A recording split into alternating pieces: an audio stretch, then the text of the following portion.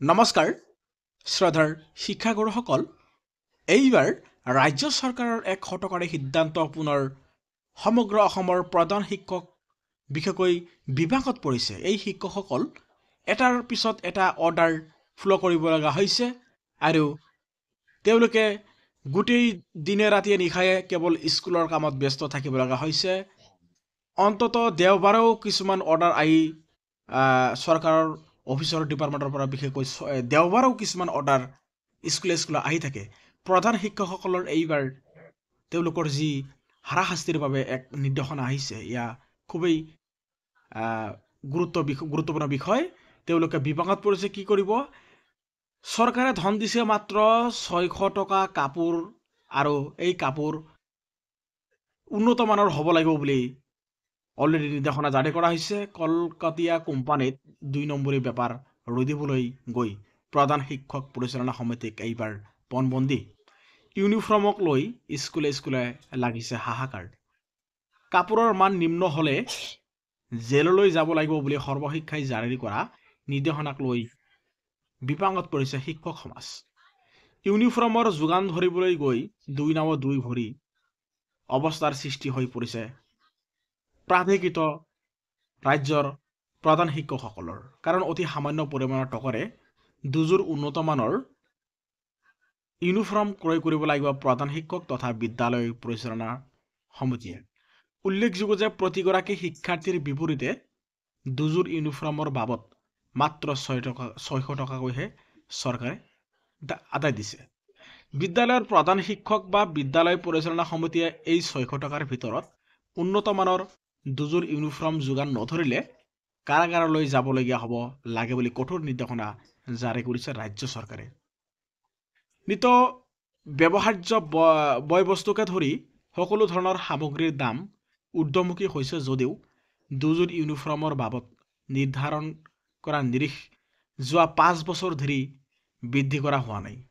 Private স্কুলসমূহৰ মজলীয়া মানৰ ইউনিফৰ্মৰ এযোৰ দাম অতি কমেও 1000 টকা হয়।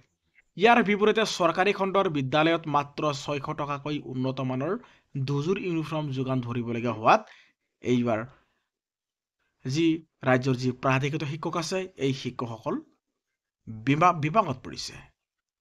উল্লেখযোগ্য যে প্ৰতি বছৰে ইউনিফৰ্ম যোগানৰ নামত ৰাজ্যৰ বাহিৰলৈ ওলাই যায় 250 কোটি টকাৰ পৰা 300 কোটি টকা।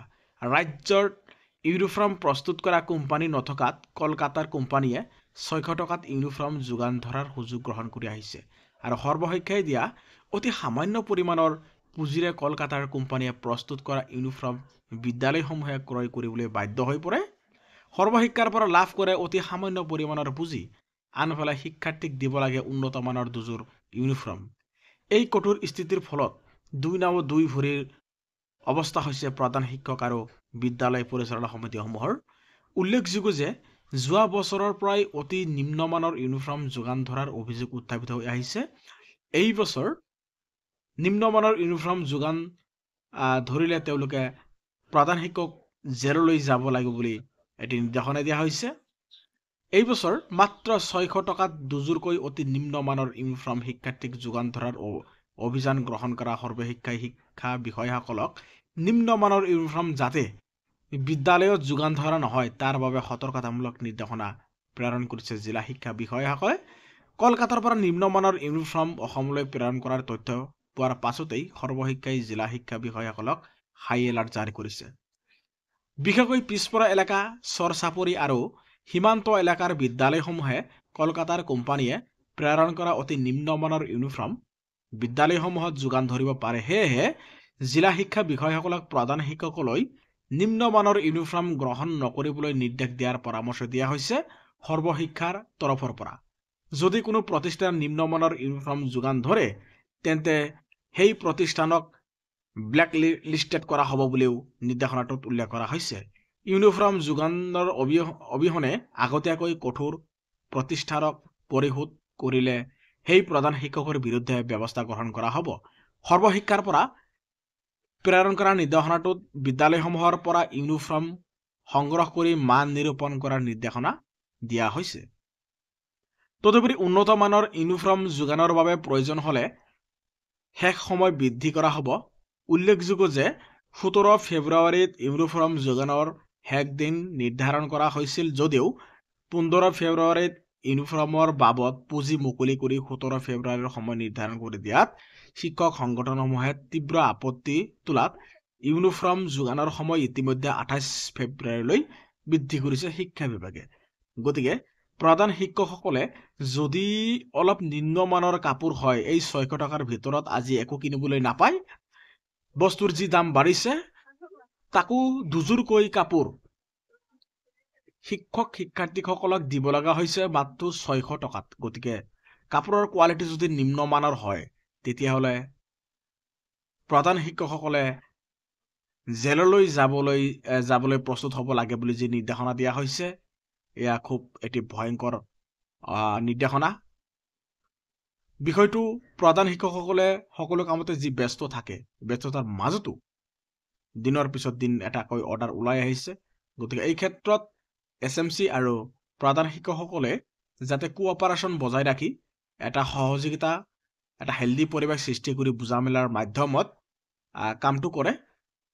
আৰু প্ৰধান শিক্ষকসকলৰ দায়িত্ব হ'ল যিসকল ৰাজ্যৰ প্ৰাথমিক বিদ্যালয়ৰ প্ৰধান শিক্ষক আছে, তেওঁলোকে কামটো নিজাববীয়াকৈ নকৰাই ভাল।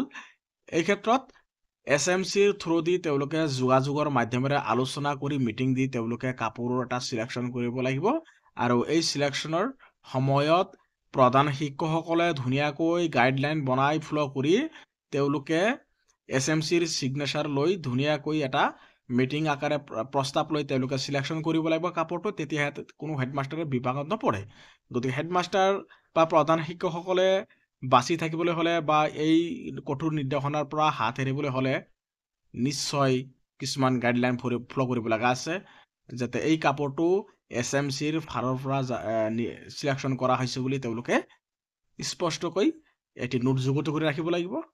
আৰু কাপোৰত SMCয়ে মেম্বাৰ আৰু লগতে প্ৰেচিডেণ্ট চাহাবে যদি ধুনীয়াকৈ চিলেকশ্যন কৰে, তাতে প্ৰধান শিক্ষকৰ বিষয়ে কোনো ওজৰ আপত্তি দিব নোৱাৰে, তেতিয়া প্ৰধান শিক্ষকগৰাকীয়ে নিশ্চয় এই ক্ষেত্ৰত হাত সাৰিব পাৰিব।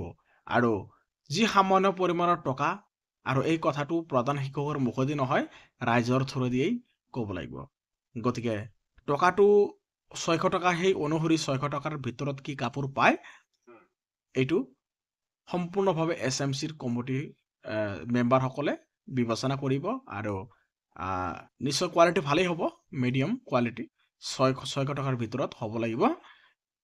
এইখিনি কাম কৰিলে নিশ্চয় প্ৰধান শিক্ষকজন বিপদত নপৰিব। আৰু সকলো সময়তে ভাউচাৰ, লগতে মূলতে SMCৰ মেম্বাৰসকলক লৈহে চিলেকশ্যনটো কৰিলে নিশ্চয় প্ৰধান শিক্ষকজন বিপদত নপৰে। আশা কৰোঁ ভিডিঅ'টোৰ জৰিয়তে আপোনালোকে উপকৃত হৈছে, আৰু ভিডিঅ'টো অন্যান্য শিক্ষাগুৰুসকলক আপোনালোকে জনাত সুবিধা কৰি দি দিব, যাতে SMCৰ মেম্বাৰসকলেও অৱগত হয়, প্ৰধান শিক্ষকসকলেও উপকৃত হয়। লগতে আমাৰ চেনেলটো ছাবস্ক্ৰাইব কৰিবলৈ নাপাহৰিব। ধন্যবাদ।